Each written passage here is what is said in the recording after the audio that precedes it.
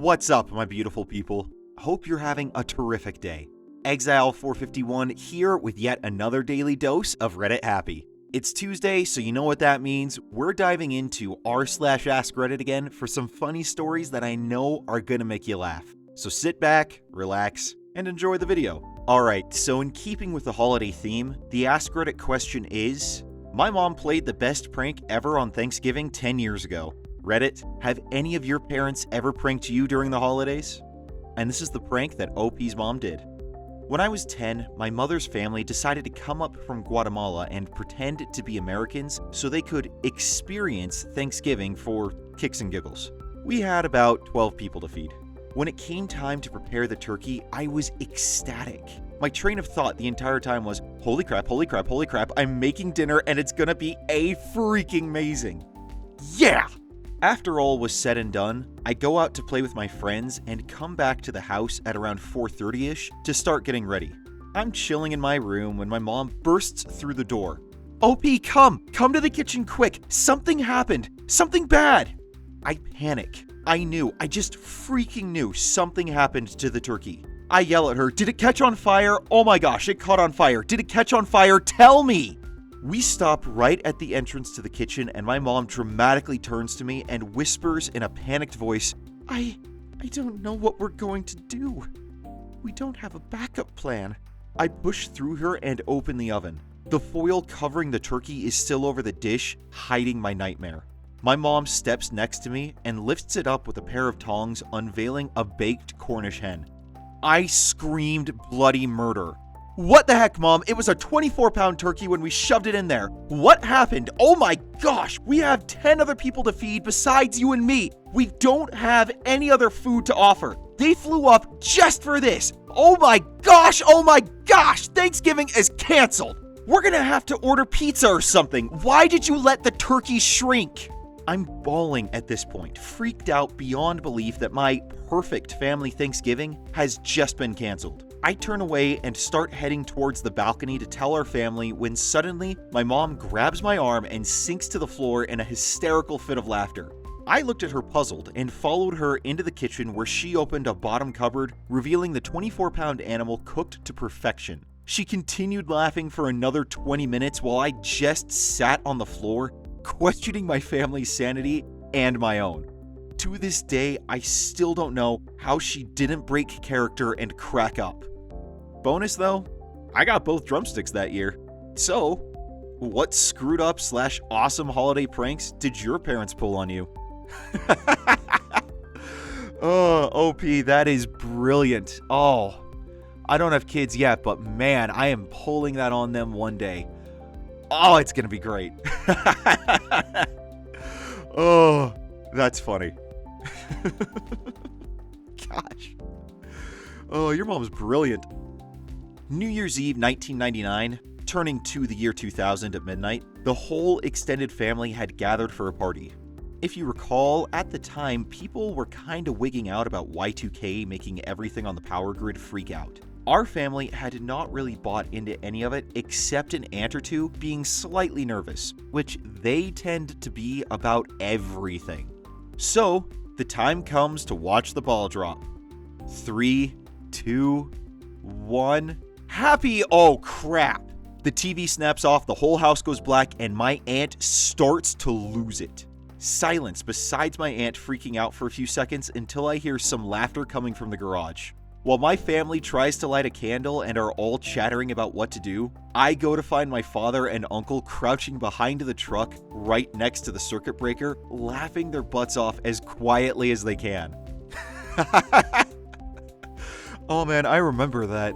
I remember all the hysteria of Y2K, and I even remember watching some news footage on New Year's Eve of this emergency bunker that was built into the skyrise on like some super high floor where people had set themselves up to be able to survive Y2K. They had seeds and water and food and all this other stuff, and it's just like, first off, why would you put this bunker in a high-rise building in a metropolitan area? If you want to be away from all the rioting and looting that you're expecting to happen, it seems like you'd want to not be there. And then secondly, man, they had egg on their face. Oh, that's brilliant. Then a follow-up here. I'm a 6th grade teacher, and in 2010, my kids started getting worried about the rumor that the world was going to end. I was the science teacher, so they came to me as the obvious apocalypse expert. One day, a kid raised his hand and said, "Miss, is the world going to end this year?" And unfortunately, I replied with a joke. Don't be ridiculous. Everybody knows the world is going to end in 2012. I couldn't believe their shocked and terrified faces. I'd never seen my class so quiet. I had to explain very seriously that there was no way the world was ending in 2012. Another follow-up here. Well, I did that exact same thing. Problem is, my grandfather was a bit of an electrician and a master goofball, so even though he was sitting in the living room when I did it, everyone immediately started questioning how he rigged a timer to the fuse box. Then I jumped out of the basement yelling, "You are not Y2K compliant," after turning the main breaker on. Met with pity laughter only. Well, at least you tried. One of my uncles loved to make the younger cousins chase after leaf crabs. Little crabs that made the leaves run across the pavement. You know, from the wind. When the kids would pick up the leaves, they'd be gone. And he'd say they buried themselves because they were scared. Well, that's absolutely brilliant. Man, I don't know if this is a prank so much as a mystery. So, when I was little, my mom would go all out for the holidays in very creative ways. Every holiday deity was on par with Santa, complete with elaborate backstories and explanations for every inconsistency. Although, to be fair, the explanation was usually magic. For example, on Easter, we each got a basket filled with treats, but had to go through elaborate treasure hunts to get them. My mom would write hints on note cards, which led us all throughout the house, the yard, maybe even the whole neighborhood. We later realized she would hide the baskets while we were out of the house and well into our hunt, in order to guarantee that we wouldn't accidentally find them before going through all the hints.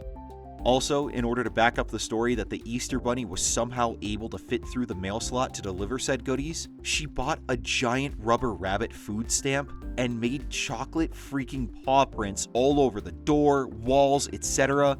I mean, that's commitment, people. But I digress. Every year on St. Patrick's Day, my mom dyed everything green. Green milk, green pancakes, green. She said that we had to do this because the impish leprechauns would be out and about causing mayhem all day. And the only way to catch their speedy little butts was to bait them with their favorite color. We'd set traps with a dish of food set under a shoebox, propped up on a string, and our gullible butts parked around the corner waiting for the telltale flash of sparkly green. Because leprechauns are apparently too fast to see with the naked eye. Also, very small.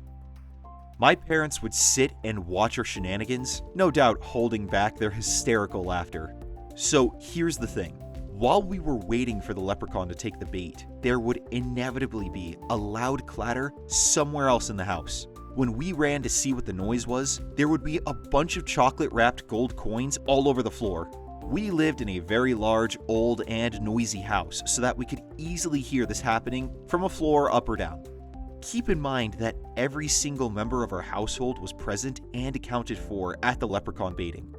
The places where the coins fell were too far from us for my mother to have simply tossed them over our heads while we were distracted.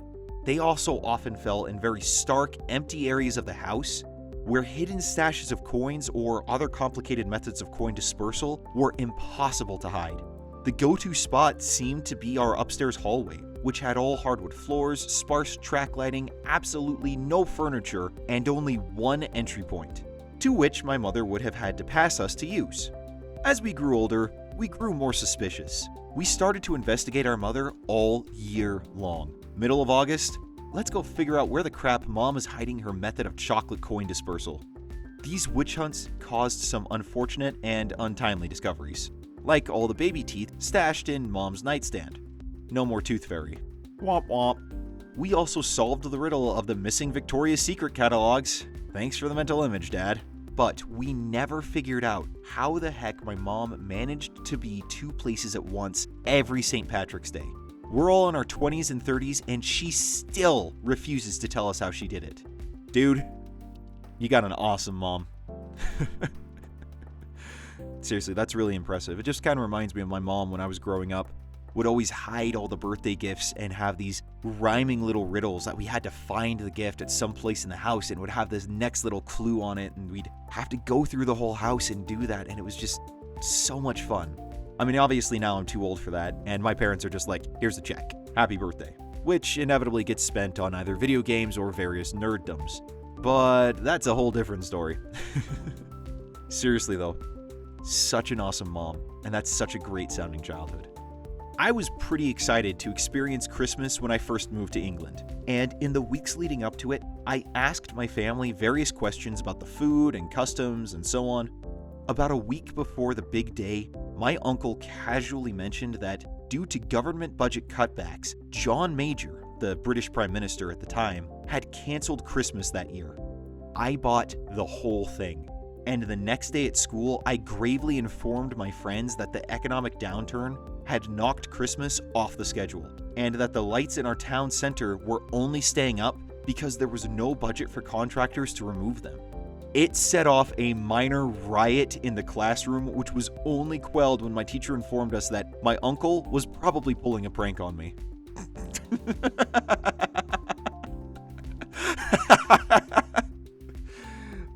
Oh, you gotta love unintended consequences. Oh, that's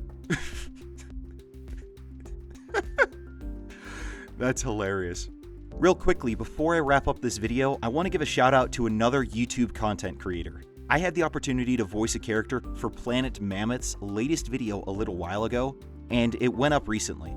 It's a bit of a wacky animation regarding an approach to curing the hiccups, more in line with the Saw franchise than traditional methods, but it's still plenty of fun.